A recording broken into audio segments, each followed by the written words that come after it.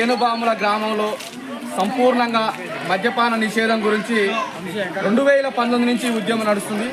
2019 గతంలో ఎంతోమంది మద్య బెల్ట్ షాపుల వల్ల చనిపోవడం జరుగుతుంది. ఆరోగ్యాలు ఖరాబై కుటుంబ నష్టం, ఇటు పేదలైనటువంటి నిత్యం కూలీలకు పోయి వచ్చిన పైసలు మొత్తం బెల్ట్ షాపులో పోవడం జరుగుతుంది.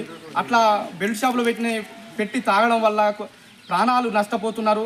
ఆ 2019లో చేసిన ఉద్యమాన్ని నీరుగార్చడం జరిగింది. ఆ తర్వాత నిన్న మొన్న ఒక 5-6 నెలల నుంచి ఒక 3-4 చనిపోవడం జరిగింది ఈ గ్రామంలో. జిల్లాకు కూతవేడి దూరంలో ఉంది కానీ అభివృద్ధికి మాత్రం నోచుకోవట్లేదు. కేవలం ఈ బెల్ట్ షాపులు చావటికి అభివృద్ధికి నోచుకోవడం లేదని చెప్పి కూడా ఈ సందర్భంగా మేము తెలియజేస్తున్నాం. మొన్ననే డిఎస్పీ గారికి కూడా ఈ సంగతి తెలియజేస్తే వారమ్మటే దీని మీద చర్య తీసుకోవాలని చెప్పి కూడా ఎస్ఐ సార్కి తెలియజేయడం జరిగింది. ఎస్ఐ సార్ దగ్గర కూడా మేము పోవడం జరిగింది. సార్ కూడా మాకు సహకరించారు. 31 అంటే ఈ నెల 31 జనవరి 31 తారీఖు వరకే ఈ మద్య షాపులు బెల్ట్ షాపులు నడుస్తాయని చెప్పి కూడా గ్రామం పెద్దలందరి సమక్షంలో తీర్మానం చేసుకోవడం జరిగింది. కాగితం రూపంలో రాసుకోవడం జరిగింది. మరి ఫిబ్రవరి 1 నుంచి మేము అమ్మమని చెప్పి కూడా తెలియజేయడం జరిగింది.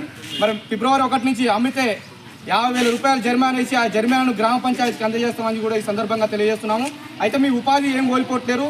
మీ 4 కుటుంబాల కోసం మేము గ్రామాన్ని మొత్తం నష్టపరుచుకుంటున్నాం కనుక మీ 4 కుటుంబాలు ఏదైతే బెల్ట్ షాపులు ఉన్నాయో ఆ బెల్ట్ షాపులను తీసేసుకొని లీగల్గా ఉన్న బిజినెస్ పెట్టుకోవచ్చు. ఇటు చికెన్ షాప్ కానీ, అటు మటన్ షాప్ కానీ, తదితర ఇస్త్రీ పెట్టె కానీ, బట్టల షాపులు కానీ, ఏదో ఒక రూపంలో పండ్ల షాపులు కానీ పెట్టుకొని మీ కుటుంబాన్ని ఎలా తీసుకునే పరిస్థితి ఉంది కనుక అటువంటి బిజినెస్లు పెట్టుకోవాలని చెప్పి కూడా మీ సందర్భంగా తెలియజేస్తున్నాం. దయచేసి పేద కుటుంబాలు ఆగం కావద్దు, కుటుంబాన్ని బాగు చేసుకుందాం. కూతవేడి దూరంలో జిల్లా కేంద్రానికి ఈ ఊరు దగ్గరలో ఉంది కనుక ఎటువంటి అభివృద్ధికి నోచుకోవట్లేదు. సూర్యాపేట జిల్లా మాత్రం పారిశ్రామికంగా ఎంతో పెద్దగా ఎదుగుతుంది. అటు ఆంధ్రప్రదేశ్కి తెలంగాణకు మధ్యలో ఉండి పారిశ్రామిక ఎదుగుతున్న జిల్లాను మన అందరం కూడా ముందు తీసుకుపోదాం. అట్లే అదే విధంగా మనం దగ్గర ఉన్నాం కనుక ఈ గ్రామాన్ని కూడా అభివృద్ధి బాటలో ముందు తీసుకోవాల్సిన అవసరం ఉంది కనుక బెల్ట్ షాపుల వాళ్ళందరూ కూడా సహకరించి, గ్రామస్తులు పెద్దలు అందరూ కూడా సహకరించి ఇటువంటి బెల్ట్ షాపులను నిషేధించుకొని మన ఊరిని అభివృద్ధి బాటలో నడిపించుకుందామని కోరుకుంటున్నాను. Thank you.